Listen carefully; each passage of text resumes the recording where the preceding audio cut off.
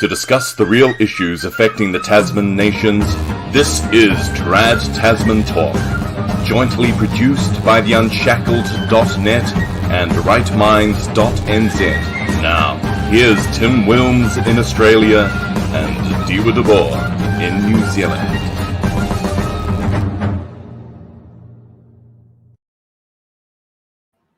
Hello, everybody, and welcome to a second in a week edition of Trad Tasman Talk, but back at the traditional time, which is on Friday, 6 p.m. here in Melbourne.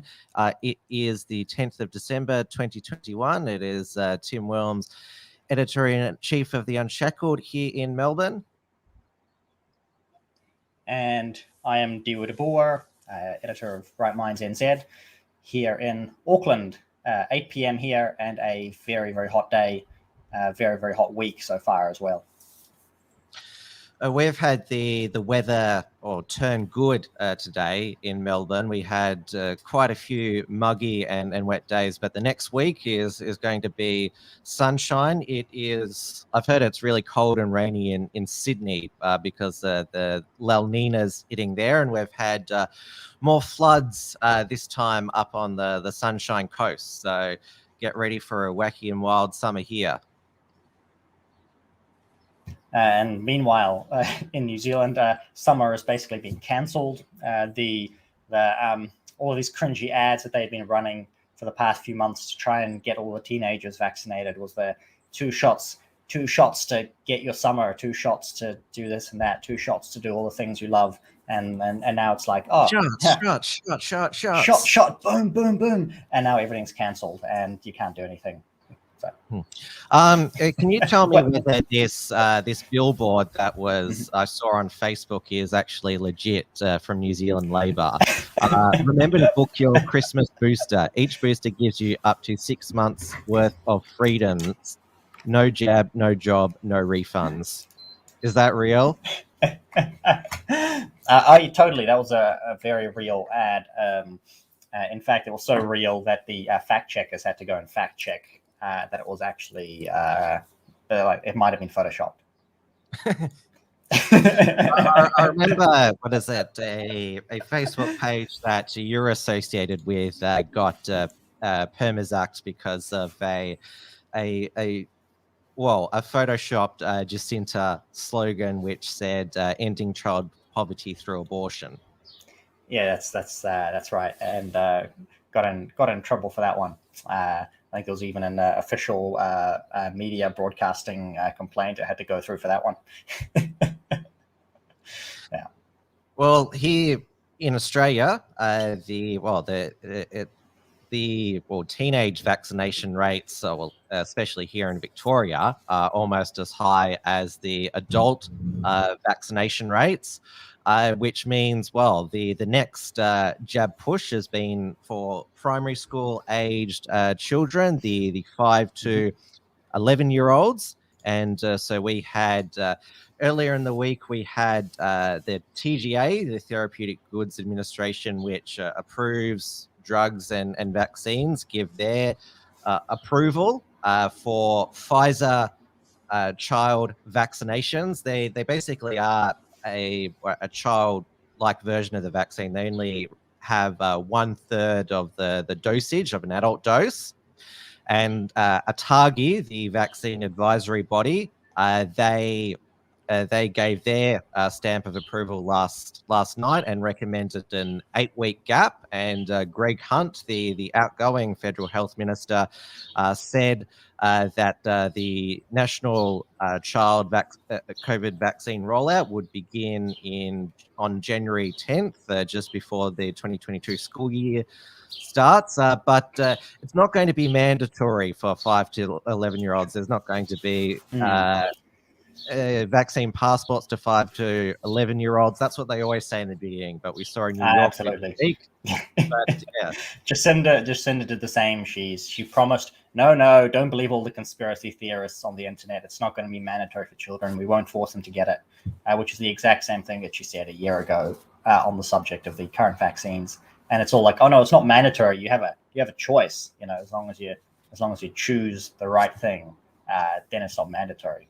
And it's going to happen no matter what here. So we do thankfully still have a bit of a respite here in that the MedSafe approval has not been given yet. They expect to do that sometime early in the year. So lucky last for New Zealand. It's on this show 2 weeks ago, we began discussing the new variant. We thought it was going to be named NU, NU. They're the next letter in the Greek alphabet. But overnight on that Friday fortnight ago, the World Health Organization named it Omicron. They skipped G as well because they said they didn't want to offend China. Culturally insensitive. More the president of China. And yes, I see the comments already. The moronic variant. Yes, I also have you also seen that if you there's an anagram of Delta and Omicron. It stands for media control. Mm-hmm. Yes, I have seen that one too. Very good anagram as well. Yeah, it's weird how these things work out like that. Mm-hmm. So it obviously gave our mainstream media lots of fear clickbait. So on the Saturday fortnight ago, or the Saturday after our last show together, the federal government introduced the Southern African travel ban, mandating 14 days hotel quarantine for returning Australians. And New South Wales, Victoria, and the ACT mandated 3 days home quarantine for anyone coming overseas. So they had to get a negative test once they arrived and isolate. And there's still these testing requirements. They have to get another test on day 5 and day 7 and not allowed into what's called high risk settings. And the first 2 Omicron cases in Australia were confirmed on the Sunday night. 2 returned travellers from South Africa. I remember the Daily Mail said Australia's worst fears are confirmed with 2 new discovery of Omicron cases. And New South Wales Health, each time they breaking news. Each time they kept notifying the public of a new Omicron case. This is an exaggerated version of their graphic. The exclamation mark is that's what they actually put on, but somebody jokingly put on the scream face, the anxious face, the skull and crossbones, and the high graph there. I mean, it's not that much of an exaggeration, really. No, absolutely. We do have a resident Greek scholar in the chat here letting us know that the Omicron transformers, the variant is not pronounced like the transformer Omicron, but like the actual Greek letter Omicron. So no one's pronouncing that.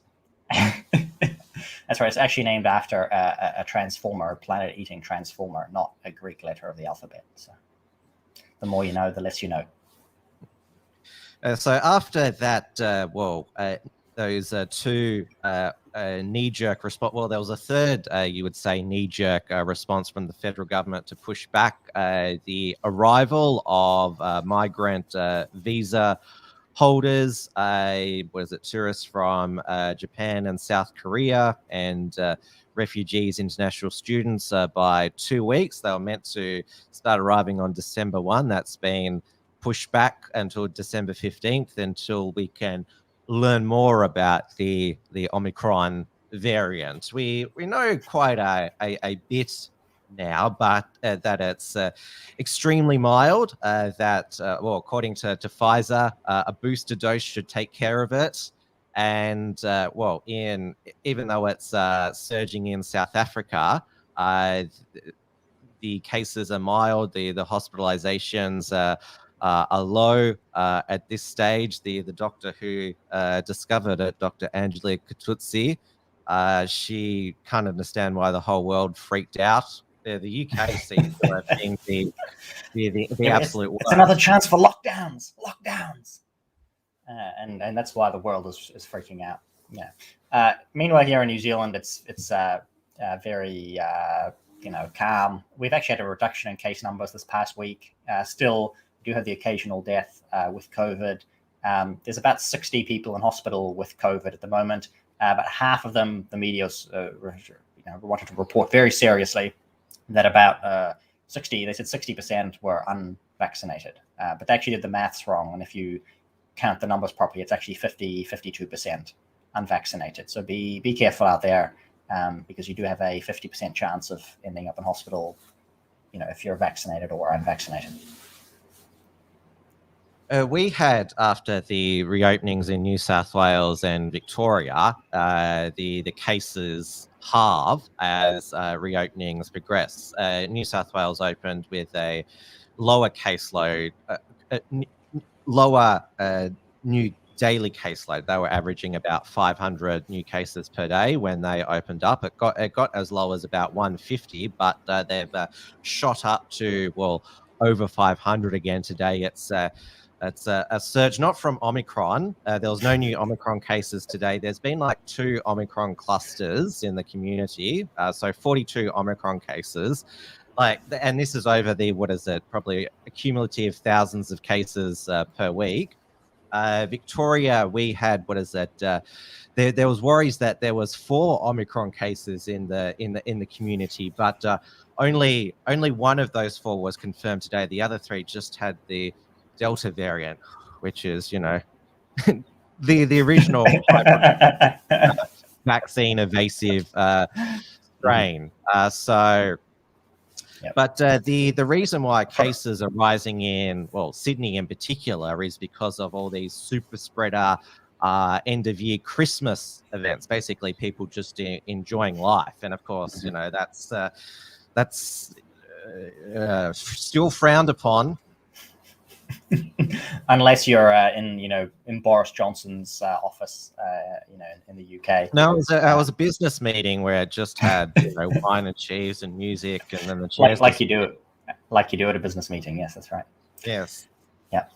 I see here from Origin about Omicron. Yes, I believe that's kind of the point. It was either one of the scientists who did the testing, whatever, sequencing. That's why it was one of the scientists who did the sequencing said that that it was basically like a live vaccine, so you could just let it run wild. Well, that's what our former Deputy Commonwealth Medical Officer, Dr. Nick Coatsworth, said if this is a more infectious but less severe, you actually want it to spread to have herd immunity. But there's still so many COVID zero cultists that they immediately called for international border shutdowns, state border shutdowns, and lockdowns as well, just to be on the safe side, because there's still this long COVID threat. So, I saw one COVID zero person claim that all the children who get COVID now probably won't make it to 50. I thought that was the vaccine conspiracy theorists who were saying that.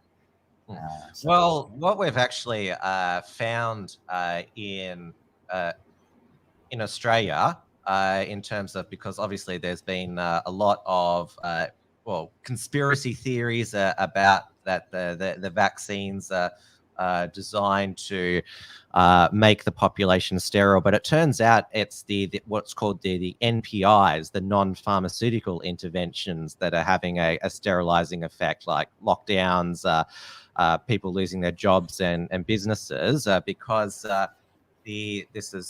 Australian fertility rate has hit record lows. So the fertility rate is now 1.58 babies per woman, which is well below the replenishment rate. And so the ABS Director of Demography, Beata Cho, said the record low fertility rate can be attributed to fewer births and birth registrations in most jurisdictions in a year marked by COVID-19 destruction. So there you go. The lockdowns are the sterilizing medicine. And here in Auckland, or throughout all of New Zealand, we moved down to alert level red, whatever we're calling it now, the red traffic light system. According to the government's official advice, the red traffic light system means that the hospitals are overwhelmed. But as I said, we have about 60 people or so in hospital at the moment, mostly empty. We had leaked documents that now show that the Ministry of Health actually advised that most of the region should have gone to orange, and the South Island and some other parts of the country should have gone to green, which would have been the lowest level of any restrictions at all. That was the Ministry of Health advice, which was ignored by the government specifically to use the traffic light system as a repressive measure against the population. That is quite a unique ignoral of health advice, because normally when I say ignoral of health advice, like not taking the health advice 100%, normally when governments don't adhere to the health advice, it's normally that their health advice from their bureaucrat is lock everything down really, really hard. But government's role is to take into factor all aspects of society and come to a sensible compromise. But here it was like the opposite. The health advice was like, we don't need to have the harsh lockdowns in the South Island and a less severe lockdown in Auckland, and have more green and orange. But for some reason, the government decided that it'd be better for society and the economy to just keep repressive measures in against health advice. And of course, in the meantime, you've got businesses still closing. You've got places here, especially in Auckland. I obviously can't speak for the rest of the country, but running it well below capacity. Business owners still saying that they're going to go under next year if they don't get more free printed money, more handouts, because the government's basically not able to, due to government restrictions, they can't run at any capacity at all. So why they do this, and I'd say poll numbers too, but their poll numbers are dropping as well. Based on current polling, they wouldn't get, they'd only just barely be re-elected. Have they got the national opposition got a new bounce with the new opposition leader, Chris Luxon? Yeah, so the recent polling that put them almost neck and neck was even before the bounce. Before that was polling while Judith Collins was still leader. But obviously a big chunk of that was to the ACT Party. So we shall see if Luxon manages to draw back in a lot of the those who went over to Seymour side. Who knows? But you can see in the polling numbers that the spell for the Labour Party is starting to break a little bit, and people then, go over to the National Party, who are just as bad in terms of lockdowns. They want to do the same lockdowns, but the difference being they've now promised that we should go straight to green. Right, the Auckland border should be open tomorrow because that's what the Ministry of Health advised. We should be in green traffic light because that's what the Ministry of Health. We'll follow the health advice. Right, we'll vote for us. We'll follow the health advice. Those guys, they're not following the health advice properly.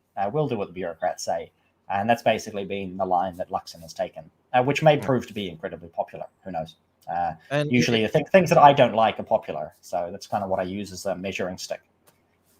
And who is Luxon? Like, give us a bit of background, because the National Party opposition has been through many NPC bland opposition leaders during the Ardern reign. So he's bold. So he's one of these the bold guys. Looks like one of these villains from what are those movies called with the bold villains? What is that? Lex Luthor? Yeah, like one of those guys. So he looks like that.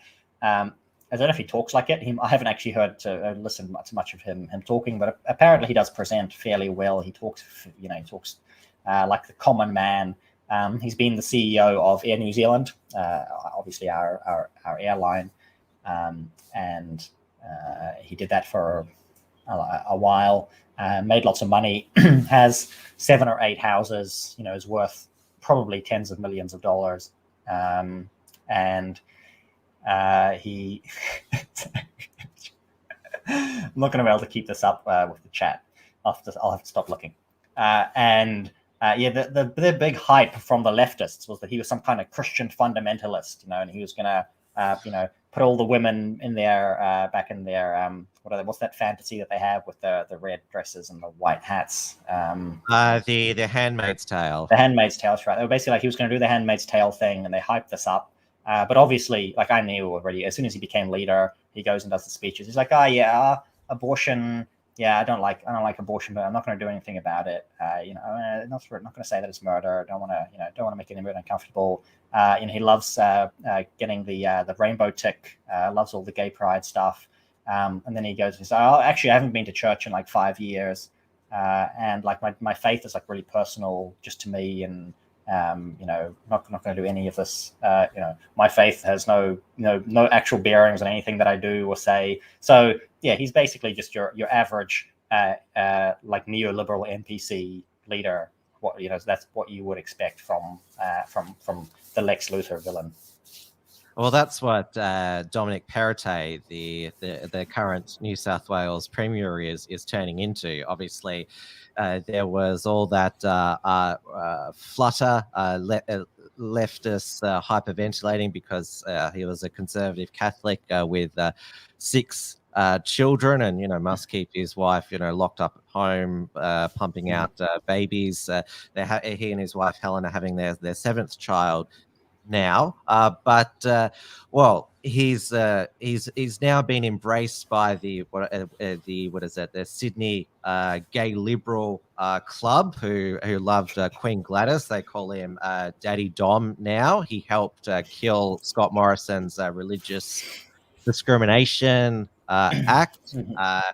And he's opening up a further inquiry into the gay hate clifftop murders of the 1980s. It's already been established his father works for the World Bank, associated with the World Economic Forum. Dominic Perrottet, he said he can't wait to open the international floodgates and let all these migrants in to enjoy the wonderful opportunities that Sydney has to offer. He wants more women to run for Liberal pre-selection in the upcoming by-elections and serve in his cabinet.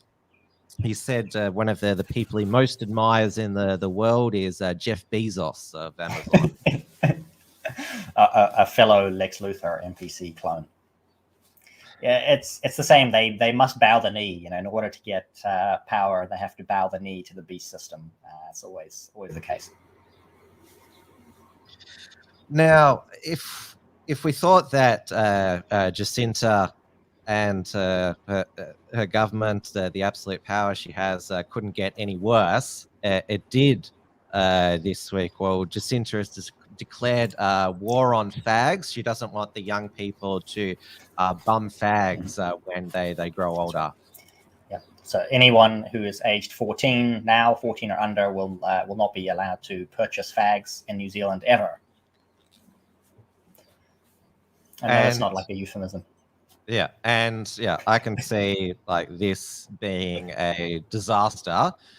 Because, first of all, like, as I just mentioned, like, how's it going to be regulated? Like an older person, are they not going to be able to buy for a person who's, over 18, but now banned from buying cigarettes? And obviously, you're going to have in like, in 60 years or something, 70 years, you'll have like the last grandpa in New Zealand who's like 90 years old, who has to like buy all the cigarettes in the country, and like, he's like a multi-billionaire as he sells them off, behind the scenes to everybody else. And this is clearly a policy designed to further strengthen and benefit the gangs of New Zealand, specifically Auckland, where there's the shootouts have continued. I'm not sure if you've heard any. I can't tell the difference. Up late at night. Any more have been counted as COVID deaths? No, we have not had any more COVID death shootings in the last 2 weeks, but we have had a regular spate of shootings, apparently, mostly in South Auckland. Although I don't hear any of them. But then again, it could just be, you've got the cars, boy racers who drive up and down. You hear the backfires from their cars. For all you know, it's somebody's getting shot or a backfire, who cares? It's all the same here.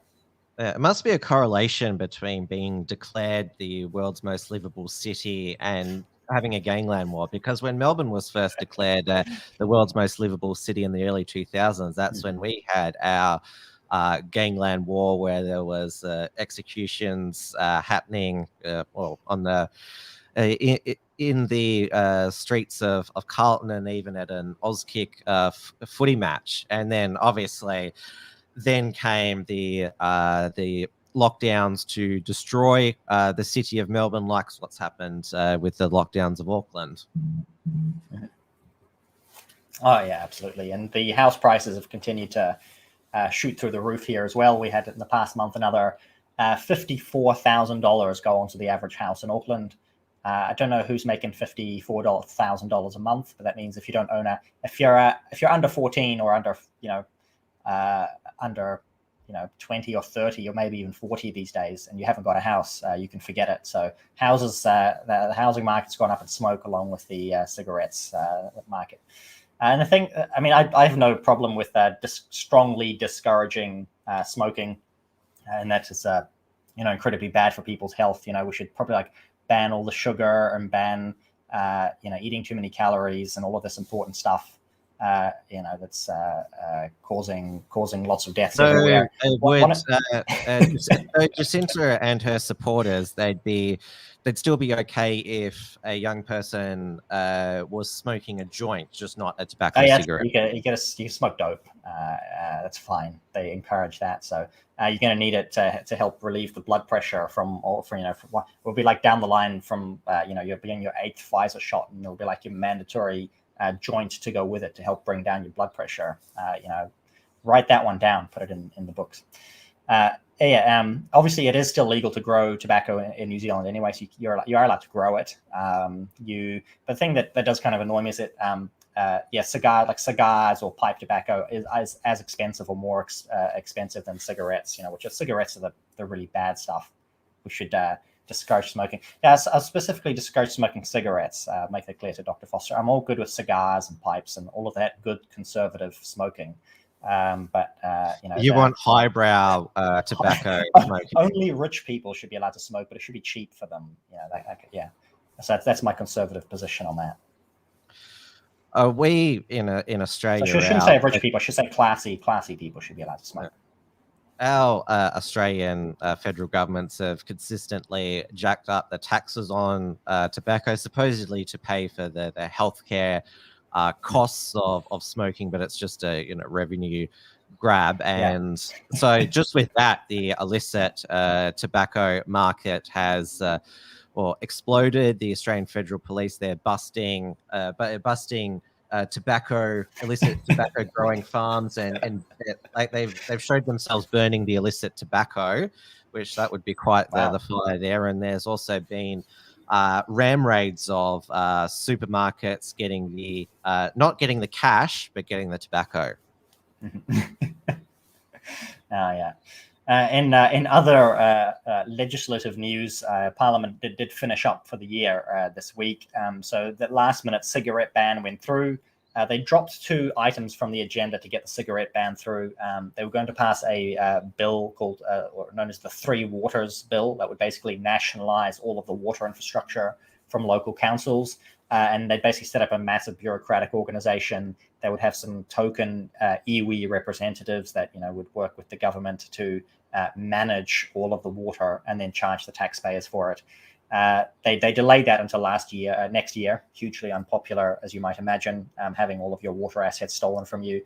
They also delayed the bill that will be banning counselling outside of abortion clinics. So they want to set up these, safe zones around exclusion zones, whatever they call them. Basically, that you wouldn't be allowed to go and discourage a woman from getting an abortion, and telling her, please don't murder your child. We'll help you. And it's like, no, you're not allowed to. They're basically will want to try and ban that, but they have pushed that into the next year as well. So, temporary reprieve there. And the one other bill that they did pass was the sex self-ID laws. So birth certificates are now going to be altered or able to be altered so that if you wish to change your gender to male or female or to anything in between or one of the other 72 approved genders, you may just file some paperwork and change your birth certificate. And they also will no longer require father and mother to be recorded on birth certificates, so you can erase father and mother from your birth certificate to have parent or parent 1, parent 2, progenitor A, progenitor B, as I believe they did in Portugal. It's on that level here. So no more fathers and mothers. No more males and females. You can draw whatever you like on your birth certificates. And this was unanimously passed by Parliament. No opposition from any of the so-called conservative MPs from the National Party. 100% support from all of Parliament to continue the war against the biological gender. Well, in Australia, the biological gender wars continue, and the last week of Parliament, we saw the Sex Discrimination Commissioner Kate Jenkins release her Set the Standard report. So it was this was, of course, commissioned by the government after the Brittany Higgins rape allegations, and also sexual assault survivor Grace Tame being Australian of the Year. Both of those, even though Brittany Higgins was a coalition staffer, both of them have turned into basically far left feminist activists. Brittany Higgins accused rapist Bruce Learman. His trial will be next year. He's pleading not guilty, adamantly denying the charges. So, as is always the case with these types of, you'd call them phishing reports, because they don't survey everybody. It's only the people who reply to these surveys. So, over half, 51% of all people currently in Commonwealth parliamentary workplaces have experienced at least one incidence of bullying, sexual harassment, or actual or attempted sexual assault. This is unacceptably high. And so it goes further down here that, there's 5 key shifts, and then in the detailed report, there's all these recommendations. One of them is to ban alcohol from Parliament House. I'll just go back to, because this is support that one. Yeah. This is always sensationalized in the media. This statistics about 51%, like including at least one incident of bullying. I mean, I had a guest on my show, Graham Young, who runs the Australian Institute for Progress, who said politics is bullying. It goes on all the time. But you see how in this summary, Kate Jenkins is lumped in an instance of one person claiming that they're being bullied, by including, sexual harassment is also vague as well. It includes something like staring, and lumping also that in with an actual or attempted sexual assault there, so to make it sound really bad.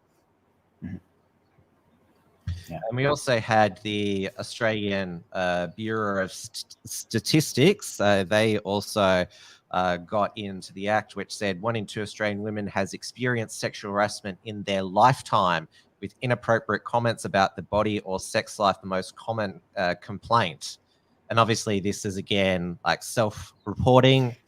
I'm surprised it only came up at like 50% with including things like that.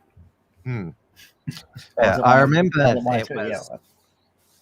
this is earlier in the year, because obviously the media narrative is that sexual harassment and discrimination against women, it only it's always worse on the conservative side of politics, and there's always these call for gender quotas in the Liberal Party.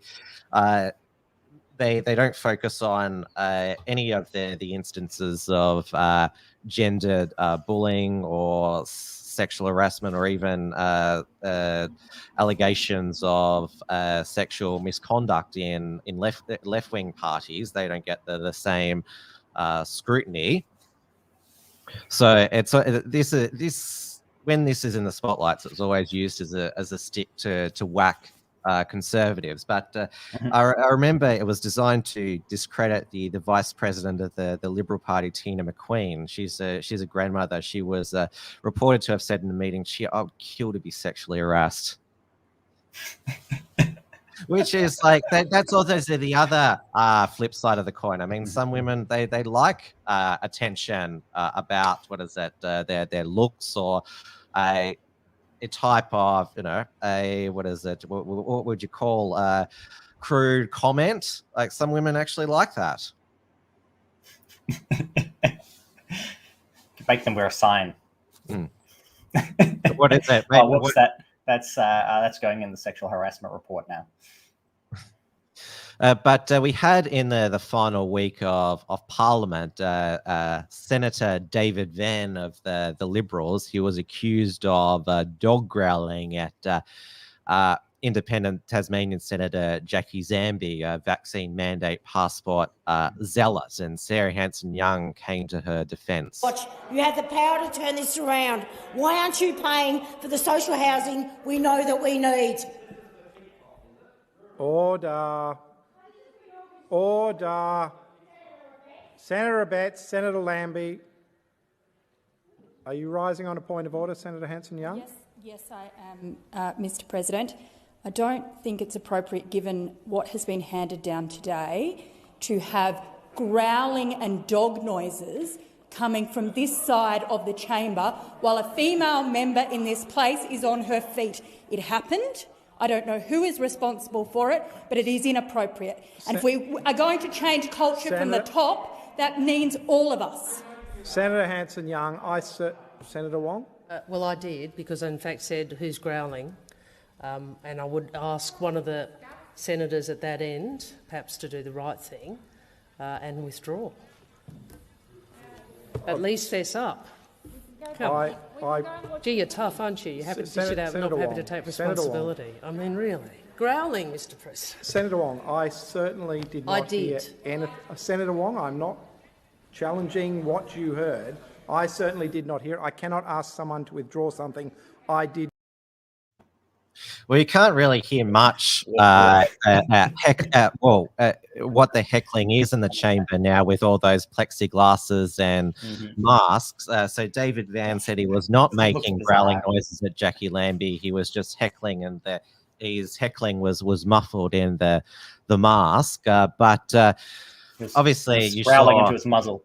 Yeah, you saw Sarah Hanson-Young there because you will know her history of suing David Linehelm for defamation over remarks that he made, and also going off when National Senator Barry O'Sullivan said about her there's a bit of Nick Xenophon in her. And Penny Wong, the Labor Senate leader, also got up. She also, many years ago, got really triggered when a Liberal senator meowed at her when she was getting frustrated.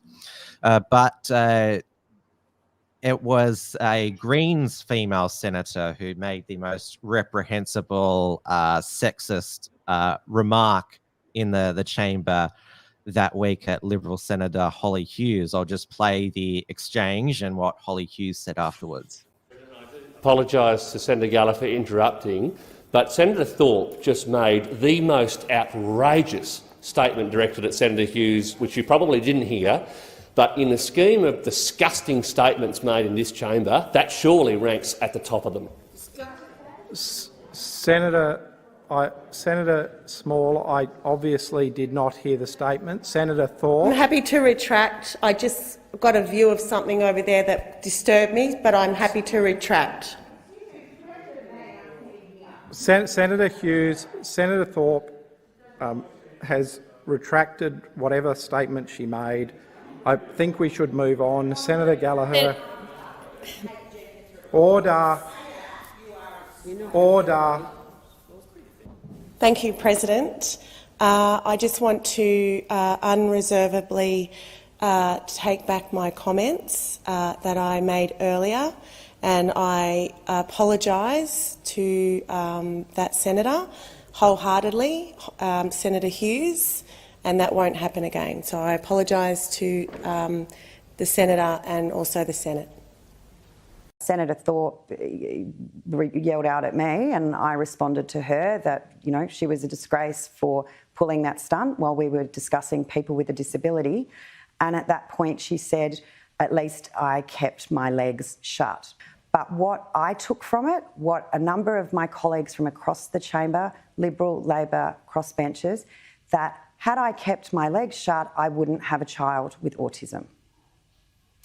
Wow. So honestly, I am dumbfounded that someone would say that, would suggest that.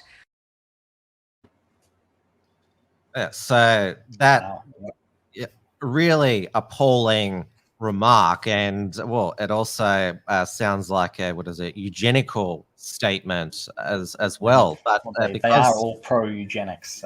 They can, their abortion advocacy always goes into eugenics, always, every single time. But because she's a Greens senator, she's also part Aboriginal, so she also plays the race card constantly, and that gets a lot of claps from the far left activists online and in the streets. There has been literally no disciplinary consequences from her party. I mean, and if a Liberal senator said that about a Green senator, male or female, they would have already resigned from Parliament. Now, in other disgusting behaviour news in New Zealand, we had another Patrick Gower incident where New Zealand's everyone's favourite comedian went and decided to hunt down an anti-vax GP, we've got the clip here and people can watch it. Yeah.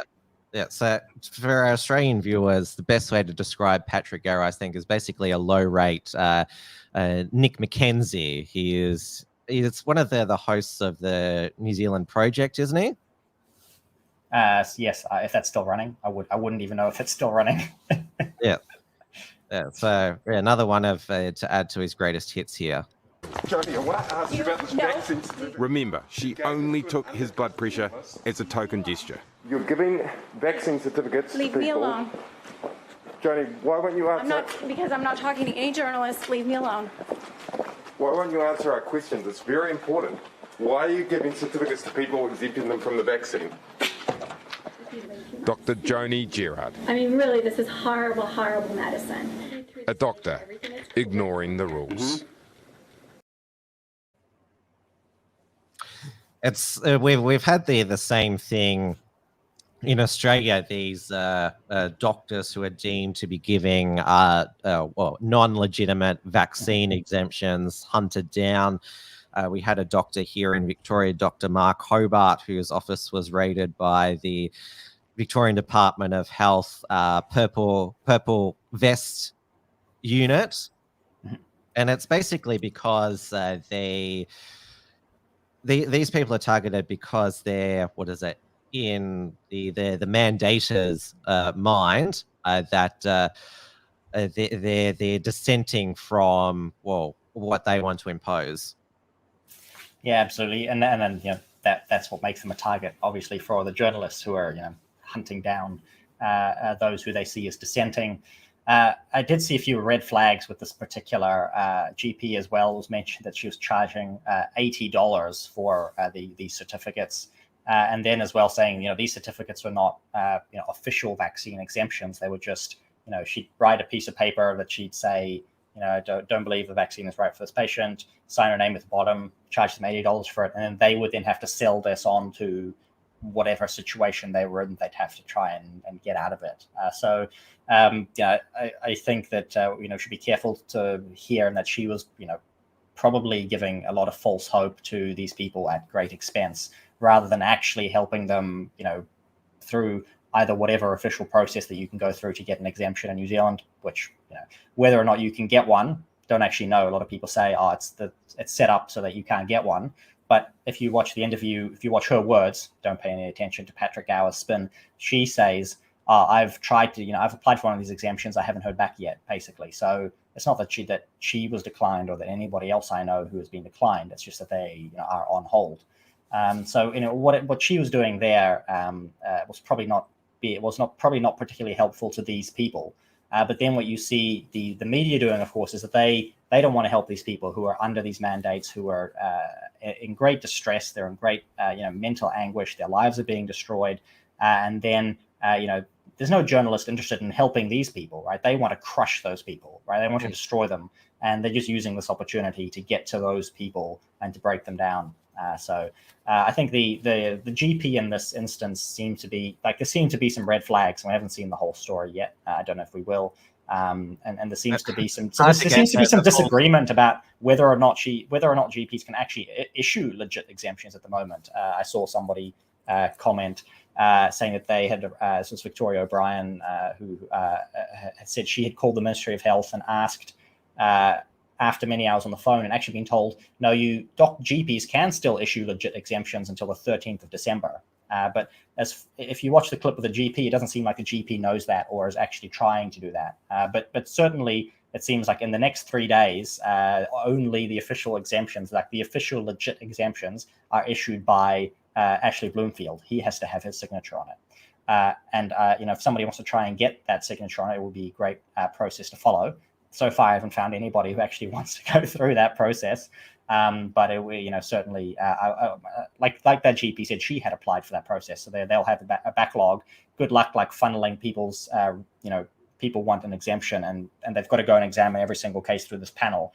People have probably already completely stuffed up and up that system, which could be a good stalling tactic for these people. So when people come to me for help, I try and find them the official help to get them through. And this GP who did have an American accent, I don't see what she was doing that would have been overly helpful to these people, except it being expensive and possibly getting them into trouble with their employers, because the Ministry of Health gets complaints, and obviously that goes through to the media, and the media go and raid these, go and harass these people because complaints are made against these people, issuing exemptions, whether or not they're issuing exemptions seems to be up in the air. So, but you're very, very sad, obviously, for the people who are being crushed by this, whose lives are being destroyed, who are suffering, from depression and worse because of what the government is doing to them. They've got the boot of tyranny on their necks, and we should absolutely do what we can to help them in the best way possible.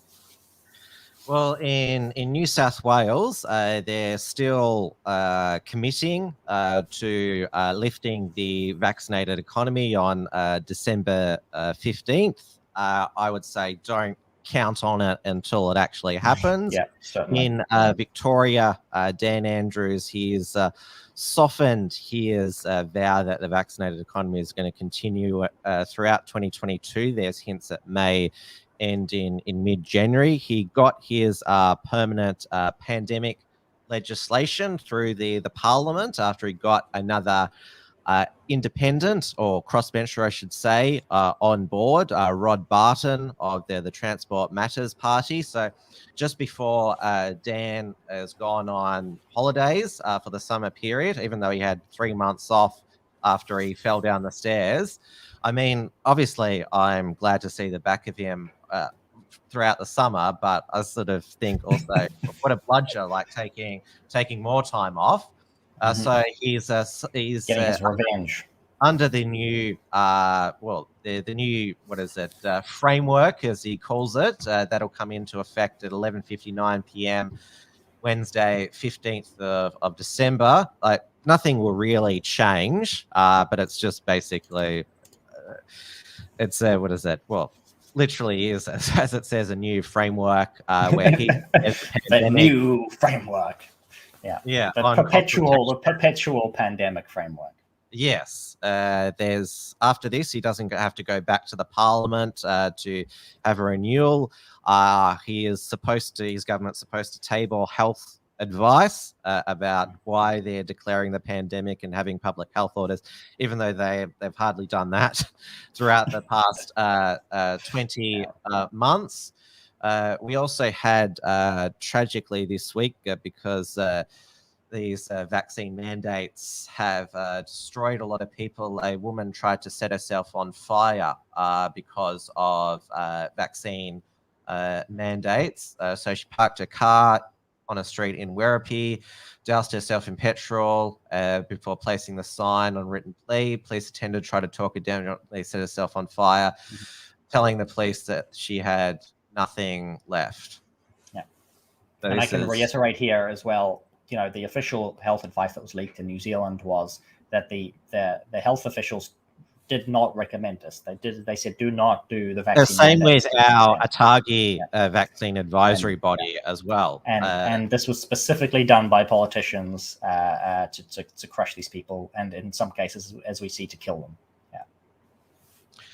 And well, we also had a report by the Victorian Ombudsman this week, Deborah Glass, who has been very good at holding this government to account. She was appointed in 2014, before the Andrews government was elected. She has a 10-year term, so she'll be around for another 3 years. She released a report into the Victorian border crossing permit system, calling the exemption process from people travelling from red zones back into Victoria. She called the exemption process borderline inhumane, how many people were not granted rightful compassionate entry grounds. And well, Dan Andrews, he continues his love of mandates by having gender quotas to increase female participation in the construction industry. It'll begin next year. The building equality policies. So we'll see action taken against those who did not comply with the quotas from January 2024. So it'll apply to new government projects to the value of 20 million there. So, yep. Yeah, whatever you do, don't watch YouTube compilations of like bridges and buildings built by women.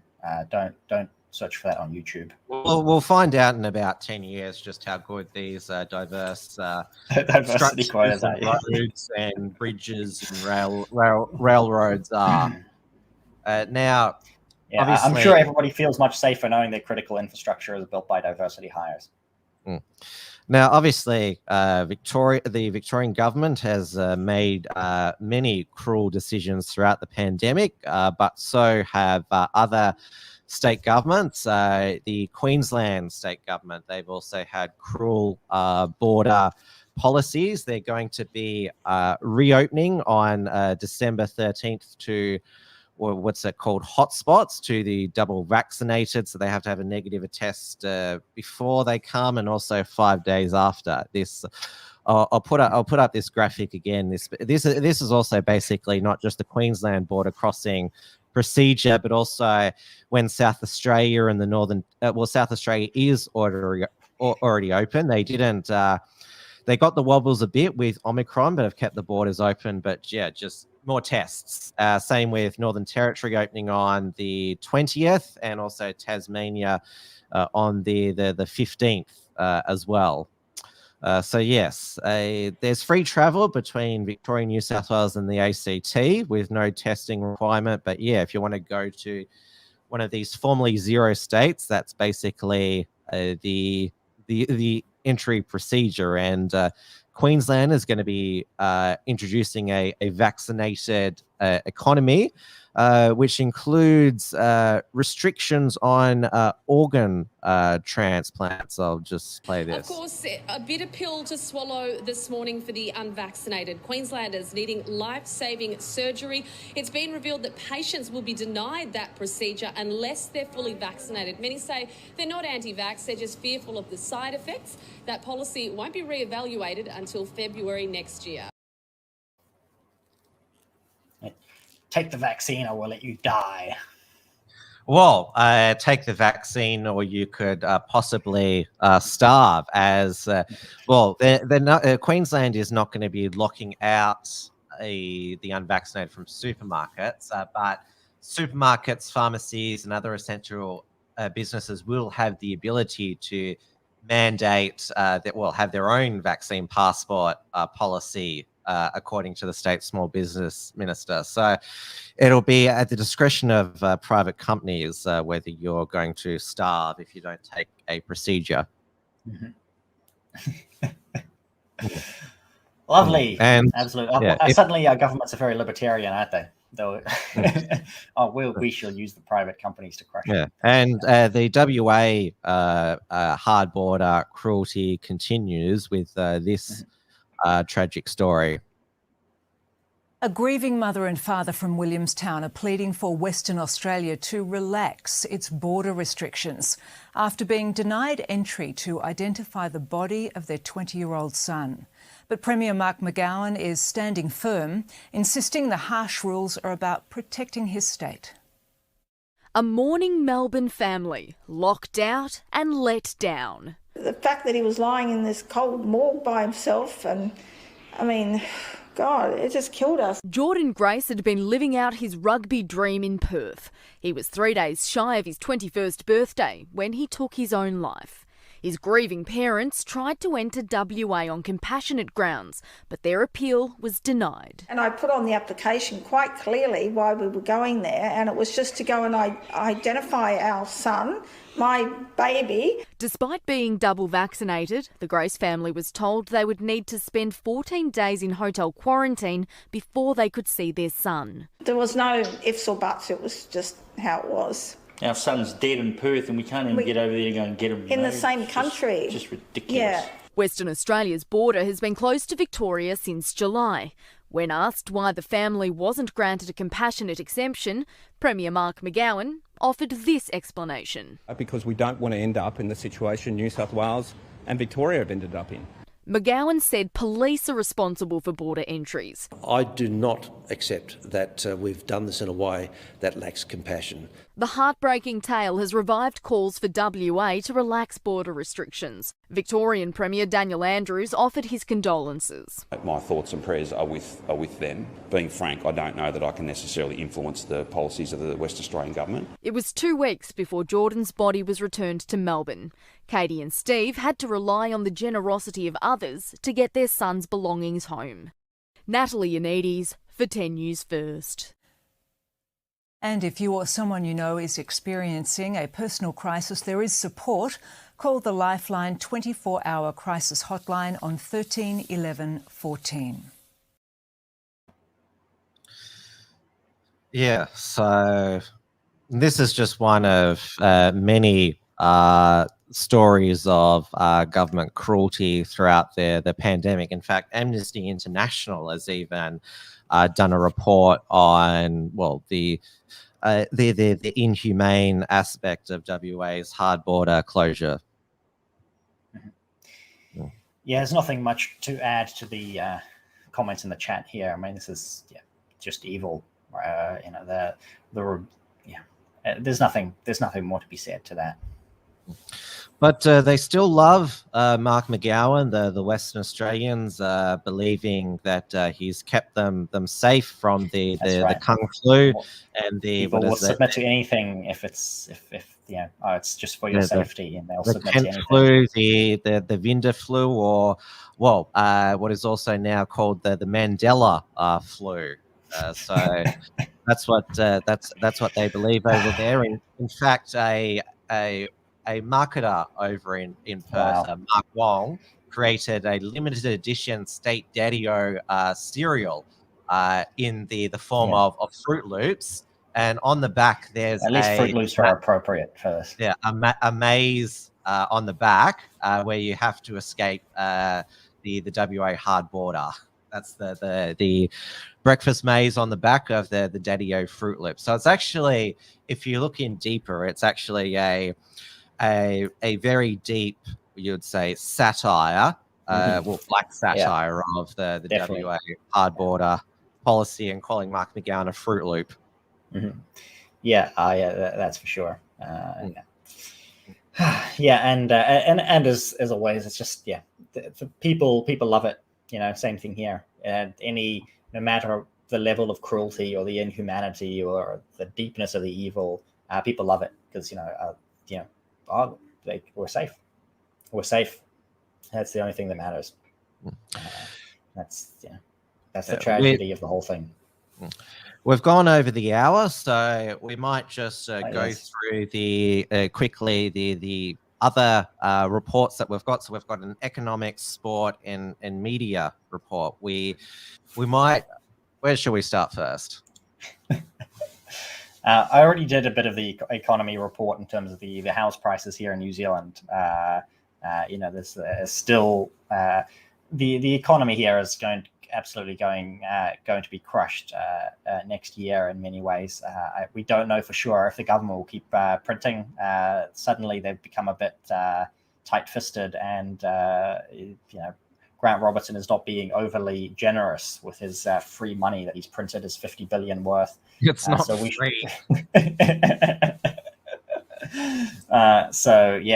We've actually seen the 2-year interest rates drop by 0.2%, 20 base points, as they like to call it.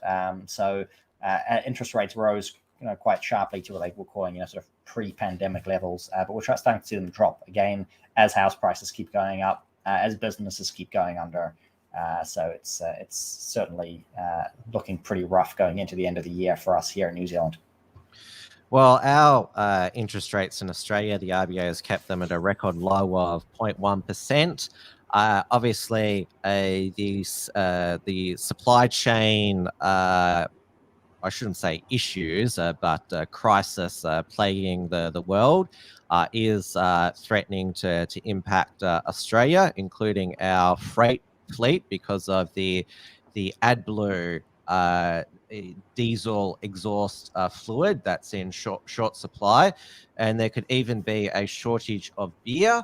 Carlton and United Breweries have placed purchase limits on Corona beer because of the worldwide pallet shortage. People are starting to buy Corona beer again. This is the thing that I'm hearing too. A little bit in New Zealand saying, "Oh, everything's fine. Like we just need to sort out the supply. We've got some supply chain issues. Like once the supply chain issues are sorted, everything will be back to normal. We promise." In media news, previously covered that Alan Jones was basically fired by Sky News Australia for being too much of a lockdown vaccine skeptic. He is going to be, we're told, replaced with, Piers Morgan's Global News Corp show. So Alan today announced that he had signed with a new company, Australian Digital Holdings, founded by conservative businessman Maurice Newman, and his new show, Alan Jones, Direct to the People, which, as its name suggests, is going to be streamed directly via Facebook and YouTube, starting next week, Monday to Thursday, starting Monday, December 13th. So we're all looking forward to it. Well, even though it's more competition for us on the streaming front, but Alan was never going to retire at even at age 80 with the immunocompromised issues that he has. He'll keep working till the day that he dies. Maurice Newman said that he wants to sign more people to his new platform, and we've seen this type of direct to the people strategy successfully rolled out by ex-mainstream media pundits in the US, such as ex-Fox News Bill O'Reilly and Megyn Kelly. So I'm sure that'll take off, and Alan Jones will be more unshackled than he has been previously. Excellent, good pun there too. Yeah, cheers. Just pouring another gin here. We'll probably keep going for another 10 minutes or so with the last show of the year here before we take a 2-month break. For me, all right. I'll keep going for 10 more minutes. Just pouring another gin. I've got a question here from Dr. Foster asking about what do I think of Bombay Sapphire. One of my favorites, Bombay Sapphire, but I don't drink it very often because it's one of the more expensive ones. Well, it's slightly more expensive than the slightly cheaper stuff that I think is good. So, but definitely one of my favorites. We've got on the subject of the internet media or streaming media in Australia, New Zealand is also going to get a new media streaming service called The Platform, which will be started by Sean Plunkett. He was one of the presenters who was fired this year for, I can't remember what he got fired for, but we had about 3, slightly unorthodox. They would sometimes question the narrative just a little bit. Generally speaking, quite liberal though, and they all, were canned one by one. They are starting a new platform in either January or February next year called The Platform. So we are also getting something equivalent to what Alan Jones is doing, but for New Zealand, and we shall see how that goes. Whether or not it'll be any good will remain to be seen. It certainly won't get some of the New Zealand government media university fund. They won't be part of the team of $50 million for sure. Yeah, or get access to Jacinta's press conferences, because as we saw, she shut down a dissenting journalist from the Counter spin-off, and she can't even handle hecklers on her Facebook Live. That's right. Amanda, I'm sorry you're over me, but you don't have to stay on my Facebook Live if I'm bothering you. I'm sure there's many other things you could do with your time that you find less irritating. Amanda will I can't believe you got the SIS watch list immediately. Yeah. Sorry, Amanda. It was nice knowing you.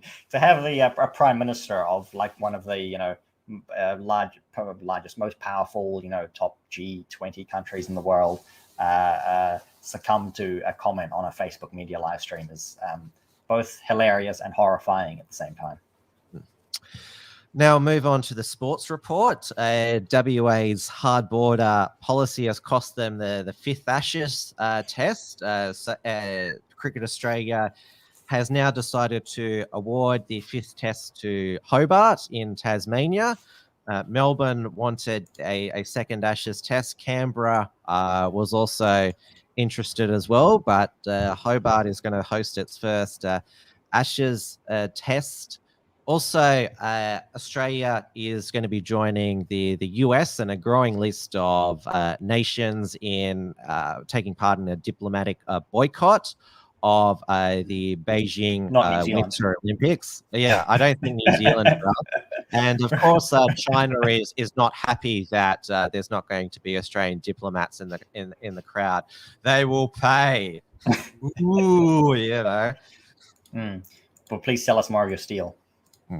We've also had the Women's Tennis Association announce that their players are not going to play in China because of the disappearance of Chinese tennis player Peng Shi after she accused the vice premier of China of sexual assault. In China, you don't Me Too. In China, you get Me Too'd, or however that works. So they do that a little bit different. Yeah, I mean, I missed it during the gender report, but if you Me Too a federal government minister in Australia, the ex-lover of Education Minister Alan Tudge said there was an abusive aspect to their affair. He has stood aside while there's an independent investigation. That, of course, does not happen in communist China. So, but Peng Shi, apparently she's fine. So on social media, she says, "Yes, I'm very fine, and I've withdrawn the allegations, and here's me in some footage here. I'm very fine." Yeah.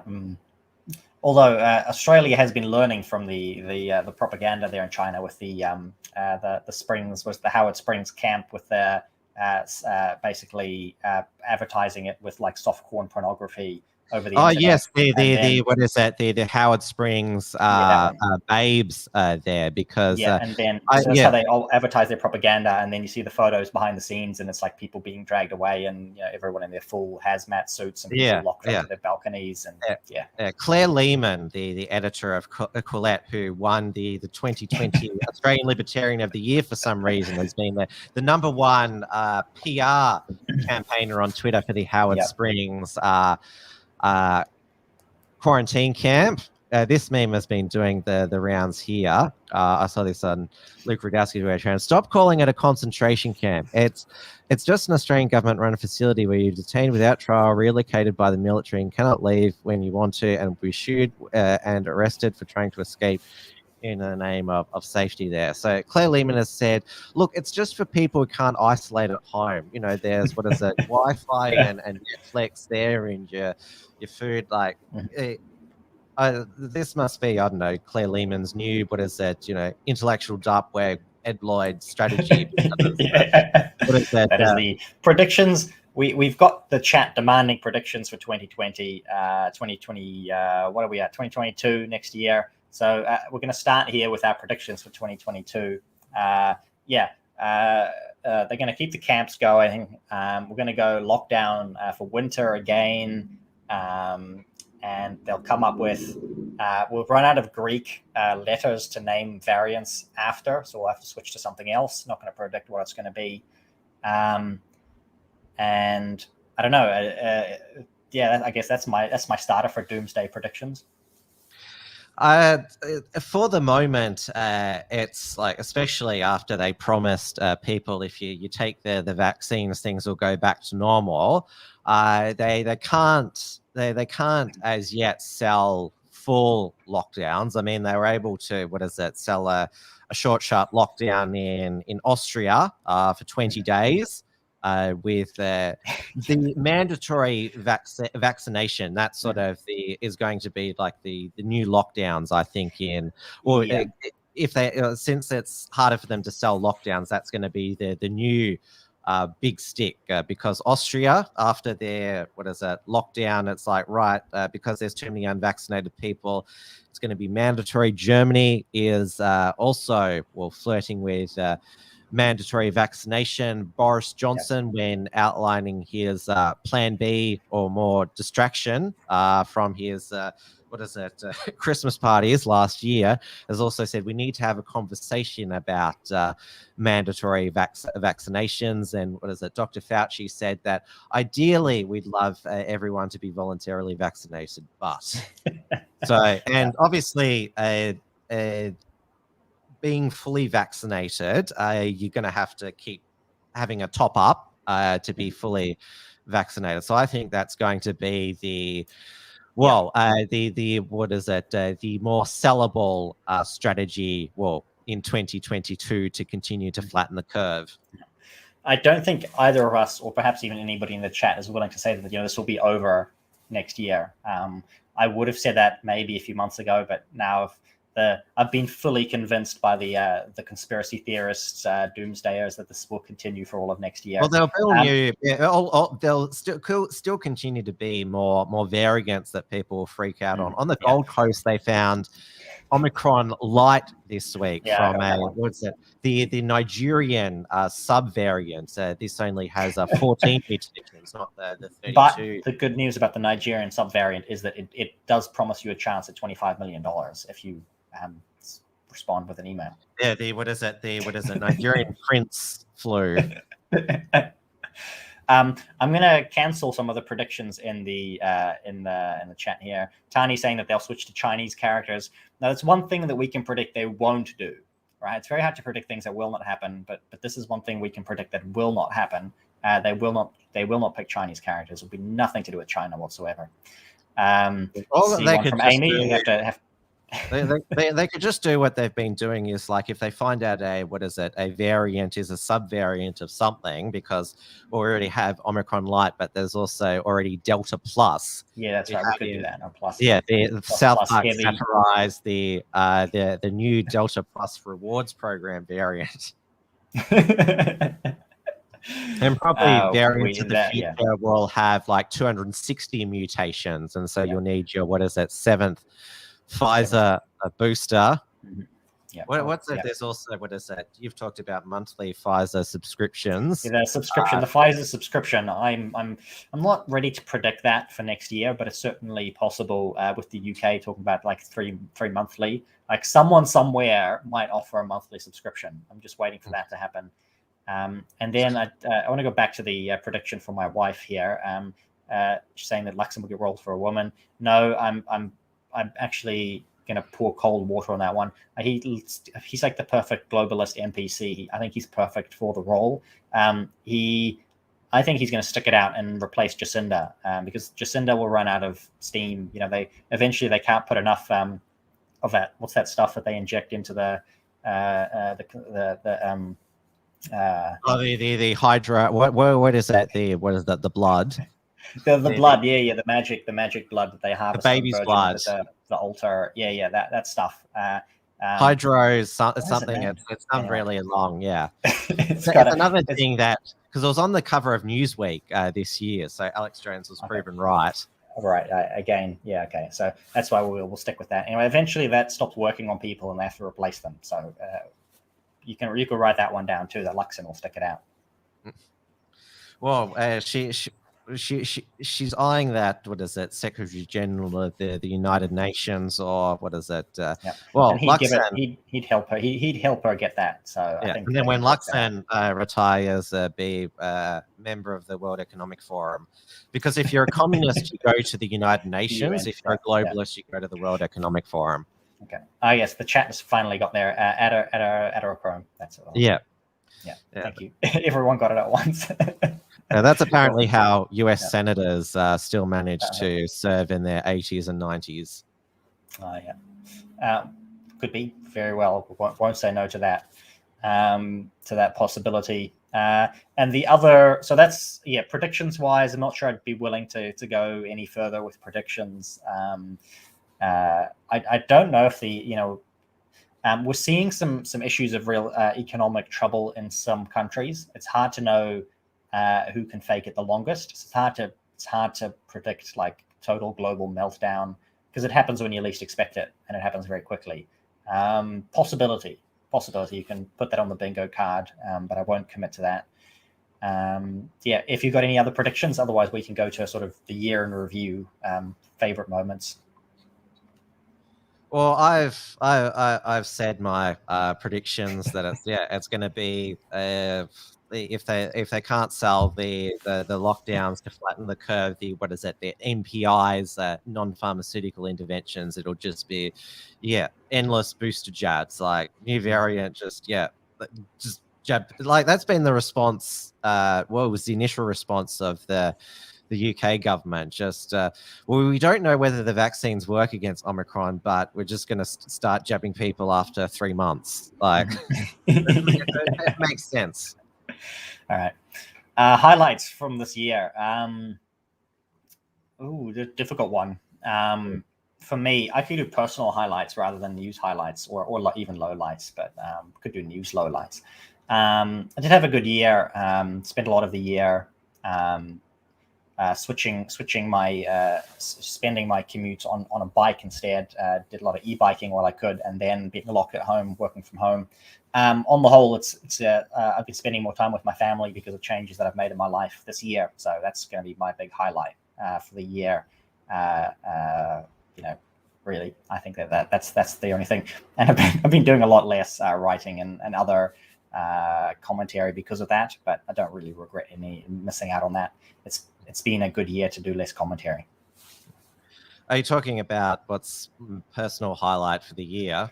Yeah, any kind of review or highlight from the year. I just couldn't think of any decent news highlight, like any event outside of my own life that I would say is put that as a highlight. In terms of like my own personal life, which I don't talk about on the show. Like throughout these, rolling lockdowns of the past 2 years, I've been one of the lucky ones. Is that my life hasn't been destroyed by the lockdowns, or I've never had a heartbreaking separation because of border closures or relationship breakdowns. That's why when you see like what I played the report before about that grieving family, like there's just so many sad stories like that. Like we're both been some of the lucky ones, even though we've had our freedoms and liberties completely destroyed along with everyone else's. Mm-hmm. No, absolutely, certainly, and that's one of the things you could put in the lowlights is, I guess, all of the tragic stories that we've had this past year. it's not been. Oh, not been and very, also, very what is it? A highlight is that I didn't suffer an adverse reaction from the jab. Yeah, congratulations. Yeah, on that maybe one. I might get one from the booster. From the booster. Because we had I'll bring up the story now. One of the loudest critics of Dan Andrews' lockdowns has been former AFL player, now pub owner, Paul DiMattina. So he, at the end of last month, was rushed to hospital after having a suspected near-lethal reaction to the booster shot. And he was also, when he was in hospital, was also diagnosed with COVID. So went to the ICU either from COVID or the booster. We had already 2 doses. So he's out now, thank God. But yes, that's what happened to him after his booster. Cool. Other you're still a pure blood. So what is it? That's a highlight for you. You can have a pure blood Christmas party with 25 other pure bloods in Auckland. It's the thing is, especially with the 25, the legal limit in 25, and normally don't get more than 25 people together at one time anyway. So it's not, doesn't affect me personally in that way. Probably one of the other, thinking of highlights and lowlights as well, as in terms of obviously had the start of an actual kind of protest movement in New Zealand against this year. Last year, not so much. This year, there's actually been some more of it. And especially for me, when it comes to the religious arena and the church scene, some very, very disappointing actions and reactions from the church at large. Christianity in New Zealand at large is a tragic disappointment. There's a reason it's dying. The reason Christianity is dying in New Zealand, and you can see it now. Why? It's a judgment on the church in New Zealand, absolutely. But there have been some highlights too, in terms of some stuff happening. Generally speaking, not so much out in public, but there are some pockets of resistance and some people doing some very serious thinking for how to react now and in the future for when inevitably the next bad thing or the worst thing comes along. We are starting to see resilience built in for some people here, and there has. My wife is correcting me in terms of how many people I invite to parties. Shh! Don't tell the government that. Andrew Little is going to send another SWAT team. Okay. So anyway, apparently my wife is capable of hosting far more people than I thought she was. So. There's another highlight. Anyway, so there, I think there are some positive things forming, some resilience that's forming. So there is some small light in the darkness in terms of what the future holds for New Zealand. Well, at the end of 2020 in Australia, the pro-freedom movement, there was only a small dedicated group of activists, because everyone else in Australia thought, 2021 will be much better, just get the vaccine out and everything's back to normal. Of course, that was far from the case with rolling lockdowns. The New South Wales, the state where Gladys Berejiklian had said, we've got the systems in place, so we're never going to have to lock down again, and then put through Sydney 107-day lockdown. She said today on 2GB, Gladys Berejiklian, she's not going to run for the federal seat of Warringah. She's going to move on with her life and go to the private sector. She's still beloved despite subjecting her citizens to the lockdown, but yes, like I said, people love their lockdowns. So will that change in 2022? It has. Well, there has been a lot. The opposition to the rolling lockdowns did grow as they dragged on in 2021. The freedom rallies in Melbourne, in particular, there are no gathering limits now. There's hundreds of thousands every weekend attending the various freedom rallies there. They're even larger than the biggest communist protest in the city. There's Yeah, all right, we and that's speak- something. Yeah, that's a really big positive for you.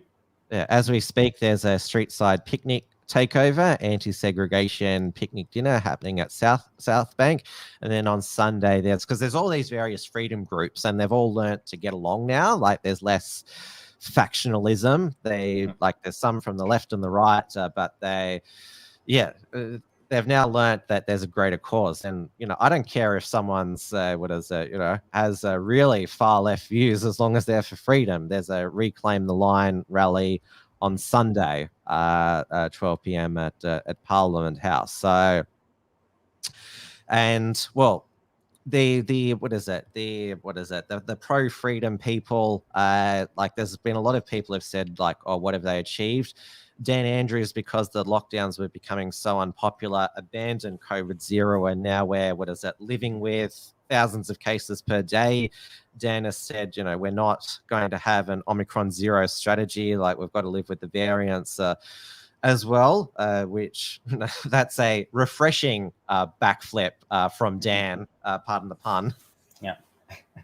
Yeah, and in New Zealand, we're not quite there yet when it comes to that. As somebody in the chat pointed out, we're basically going to have an Omicron zero policy, instant lockdown. It's gonna, if it does become the dominant strain, I mean, what is it? We've got about, nearly close to 50 cases in Australia over 2 weeks. Hopefully they lift the racist Southern African travel bans. That's the globalist next project for 2022. Basically, holding black and brown people down in Africa, force jabbing them to protect the world from variants. That's right. We haven't jabbed enough Africans Neo-colonialism. Yet, so we're gonna. That's the 2022. The everyone jab Africa strategy. Because that's what's happened. They've jab aid.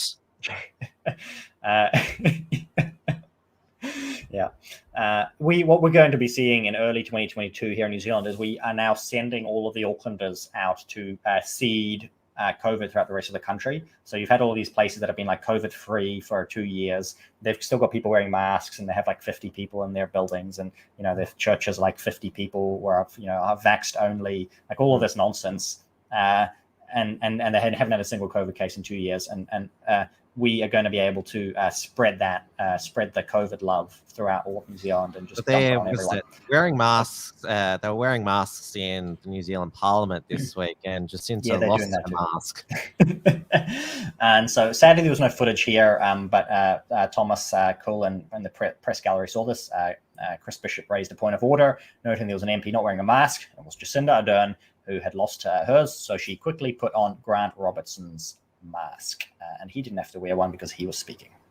Ew, so as you can see, our prime minister takes public health incredibly seriously, and she always thinks about safety first. Cootie's 19 there. Yes, so there'll be a bit of a surprise for Robertson.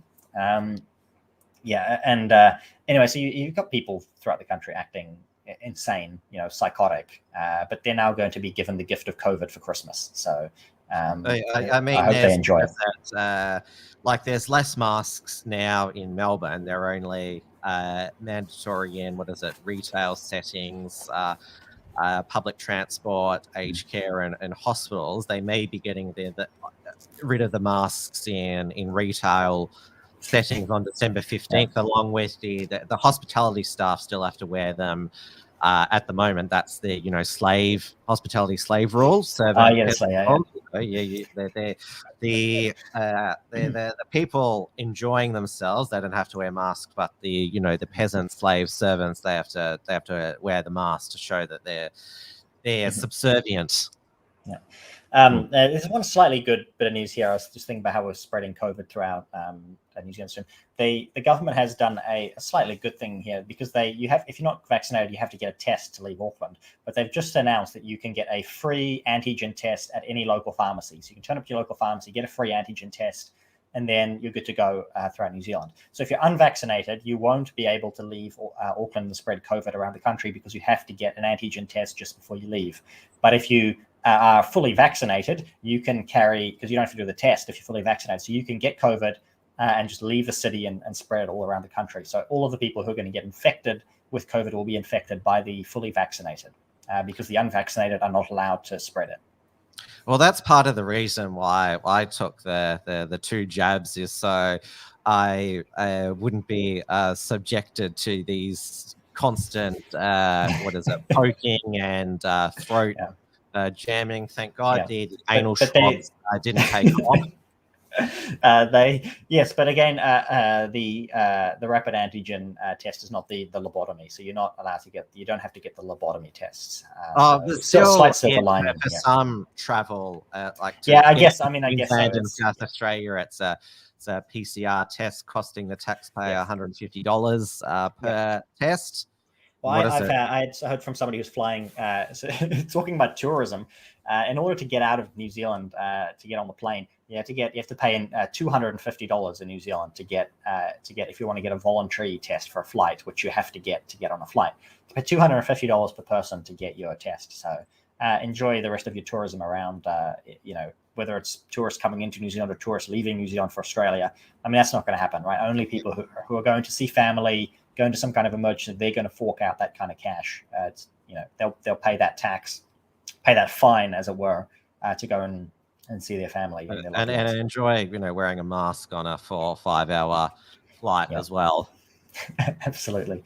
So tourism, and so there's another prediction for 2022. The tourism sector will be dead for sure. It's not coming back next year. There's not going to be any tourism next year. Possibly summer at the end of the year next year, but I would have predicted that last year, and it didn't happen this year. So I'm not going to predict it for next year because forget tourism. Yes, traveling by ship you can do. So there were some New Zealanders who were so fed up with MIQ they actually took a sailing boat. So some people chartered or hired a sailing boat. Boat people, yes, the boat people came from Australia to New Zealand, spent 2 weeks on the ocean, took it slow, and arrived safe and sound in New Zealand just to avoid the MIQ. So certainly there is the option of being boat people. Yeah, Australia has not got a date for when it's going to fully open to the world, which includes tourists. So what is it? Scott Morrison, after National Cabinet, said this afternoon that they're going to get more modelling from the Doherty Institute about what Phase D looks like of the national plan, and we know how accurate modelling has been. Mm-hmm. Yeah. How many waves are we going to get to in 2022? Last chat. I just see we're at an hour and a half now. Any last questions? I mean, I'm happy to stick around for a little bit longer. Any final super chats? I have kept an eye on the Odyssey chat tonight as well. We don't get very many people on there, but just to remind you for next year as well, the Odyssey stream is always live as a backup for YouTube. So we do our best to support Odyssey there. And still, I find that they're fairly usable and stable. So that's another possible shift in 2022. Has improved as well. They've got an interface now. There's not the endless processing. I still haven't. I know a lot of people are on Rumble now. That's big over for the US people. But I haven't uploaded anything into it. It's the neocon platform for Americans. But there are actually New Zealand. I know some of the freedom groups in New Zealand use Rumble a fair amount. So it might take off. So he has his show on it. We're only going to see more growth next year when it comes to these alternative platforms. I don't think metaverse is going to be a big thing. We'll see what happens there. I don't know if Facebook is gonna do much. They're obviously same thing with Twitter with their new emperor. It's going to get a lot worse out there in terms of people being banned and finding ways around that. The alternatives will only grow. Whether or not they're going to get kind of critical mass, we'll see. But they'll continue to improve. I mean, we had huge improvements this year in terms of the alt tech, alt media stuff. I mean, Andrew Torba on Gab had a massive year. Platforms like Odyssey didn't exist at the beginning of the year. I believe Rumble may not have. I don't believe so. Not at the end of the year. And yeah, that's a good prediction for next year to see those platforms grow. And Telegram is the big one. I did not thinking It's like, at the blocking beginning of the year. iOS and Android apps are blocking more channels though. They are, so you'll see more of that. But the thing being is they stay up on those, they stay up available on those platforms for common, to get more access, to get more people on them, because it is just a messaging chat backwards and forwards. And then obviously, even if you get blocked in terms of, from the App Store, from the Android store, more and more of that content via their web interface, via their APKs, via their OS downloads, there are ways to work around that while still using Telegram. Like so far, Telegram has been very well committed to that. So, yeah. So they're basically able to build up a platform that like normal people can use for chatting, and also the people can build non-approved communities on by keeping it on the same platform. So. The last Australian has said, what is it, next big move by the elite? We know that Bill Gates has been talking about possible smallpox outbreaks. What is a smallpox lab leak in, I think near Illinois? And then there was a return traveller from Nigeria who arrived in Maryland with monkeypox. So I don't know, because they're already talking about, we need to be prepared, World Health Organization, for the next pandemic. And that's why we need all these quarantine camps.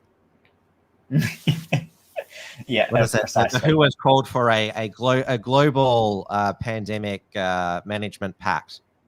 Mm-hmm. yeah. Forget migration. We just need a permanent pact. Possible war in Ukraine. We've been talking about war in Ukraine for a long time. Yeah, or South China Sea as well. It seems to be the globalists, they're more keen with about war with Russia than, countering Chinese aggression, it seems. And again, I think a war with Russia is a hype in the same way that a war with China is a hype. Obviously, the military industrial complex wants a war, but currently they're waging a war against us, so they might be happy with that. Well, the national pandemic, the pandemic is the new war, so I think they might. I don't necessarily see a big war. I mean, obviously, a war can happen anytime. Small conflicts will continue to build up. You may see skirmishes and whatnot, but in terms of full blown war, they don't really need a war because they've got one right now. So. All right, we'll wrap it up now. We've gone right into overtime, but it's your last show for the year, Dieuwe. Thanks again for co-hosting this show with me, albeit on a fortnightly basis. And we invited Stephen Berry into the Trad Tasman Talk family, which has been going quite well. He'll be the final Trad Tasman Talk for the year will be next Friday with Stephen. You're taking some time off for the summer. What is it? What would you call it? What is it? Boarded up Auckland summer. Well, I'm not really boarded up in that way, because we can't leave the city. We can go around and do some of the things that we want to do, get a little bit more creative. We can still spend time with family and friends. We can enjoy the outdoors to a certain degree.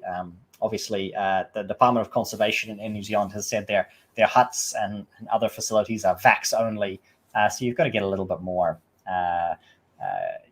get a bit more creative. But I'm going to enjoy the summer and take some time off. And there may be one more video. I saw a question earlier on about a video from Amy and I, which we may do one before the end of the year. That is still on the cards. We'd like to do some more of that, but due to circumstances, we haven't been able to. We started doing videos, and then we locked down, and everything changed. So and certainly in the new year, I'd like to do some more of that. Do some more content in New Zealand. Certainly, it's on the list. But I've enjoyed joining this Friday night show, and it's worked a lot. Worked very well for me fortnightly this year. So I'm keen to keep doing that.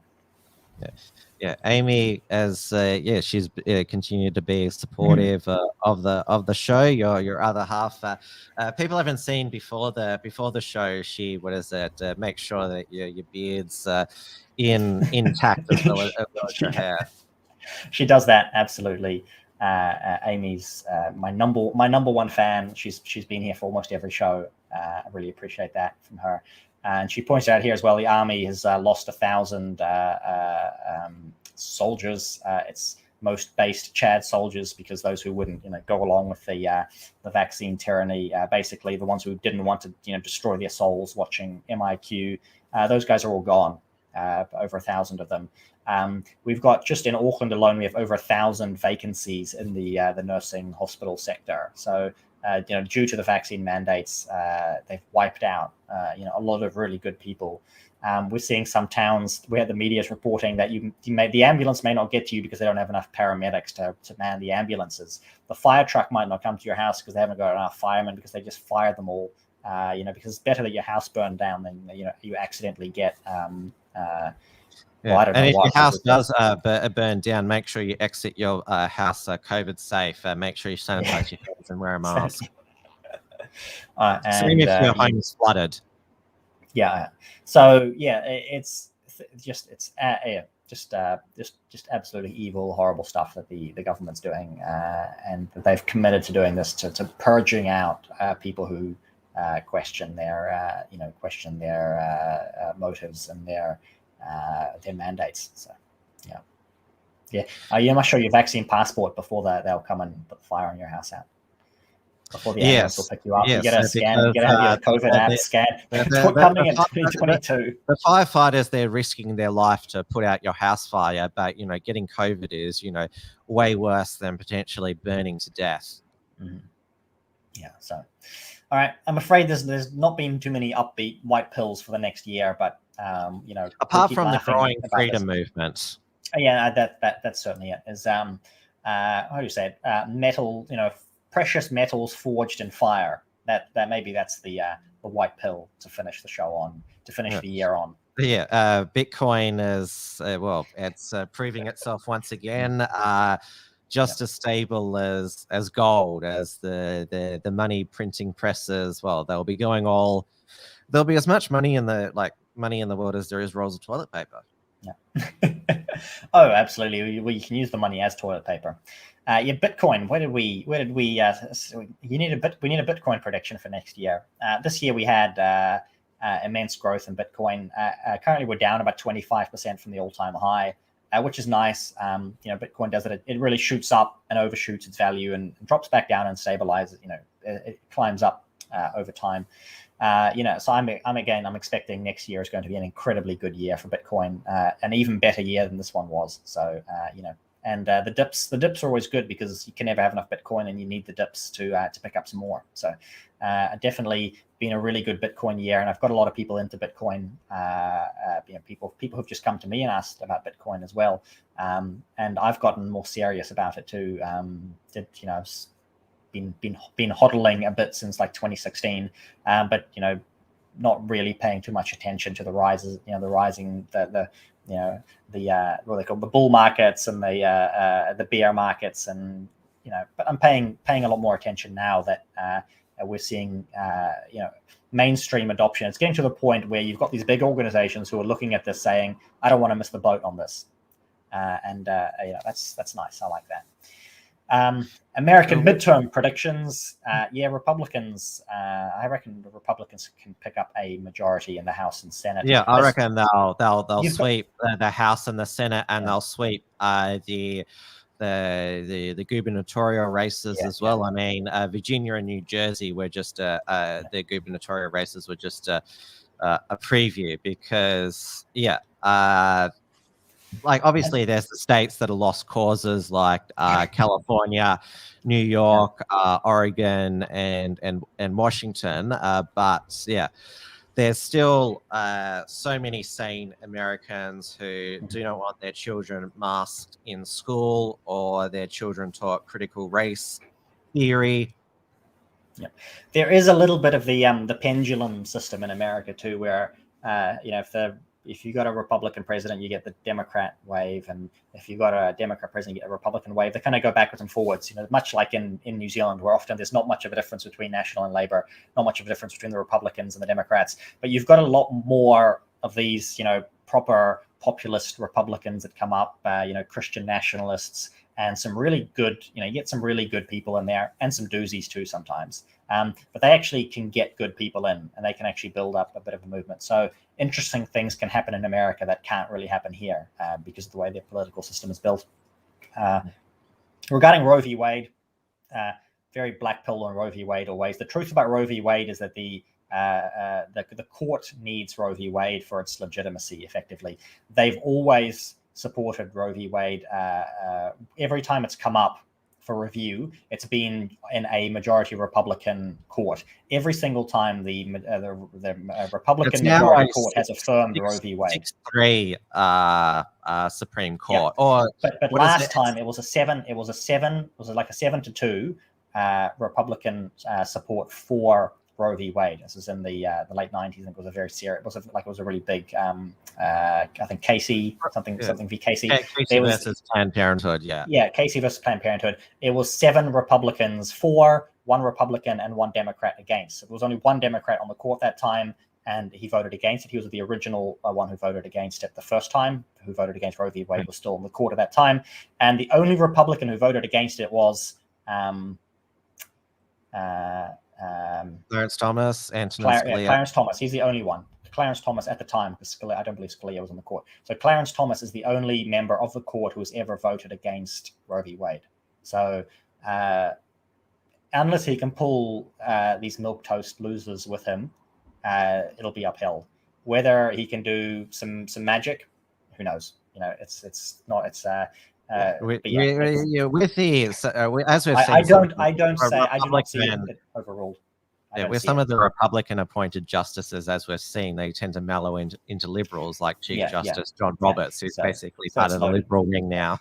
But there's a real movement happening in America that started in Oklahoma, the abolitionist movement that basically will use states as use legislation in state.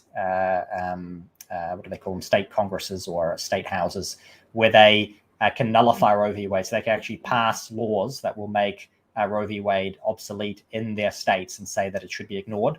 And so if they can actually chalk up a big victory, that could destroy Roe v. Wade at the state level. So the mainstream pro-life movement refuses to nullify Roe v. Wade because they'll be like, oh, that's like, insurrection or something. But there's a more hardcore group of Christians in some of these Republican states that are willing to go against the pro-life establishment and actually say, no, we're going to nullify Roe v. Wade, and actually say, okay, we're going to ban it in this state, no matter what Roe v. Wade says. We're going to nullify it. And if you want to send in like the National Guard and just take over the state, like, bring your guns, come at it. So there's a possibility of interesting things happening in America that just cannot happen in New Zealand and Australia. So. We won't take any more of your questions, Origin, but thank you so much for being such a active viewer of the show, and also the voiceover man. We should give a special shout out to our dedicated fans, viewers throughout the year. Dawn Browning, she does her best to tune into every show live. Colin Penfold as well.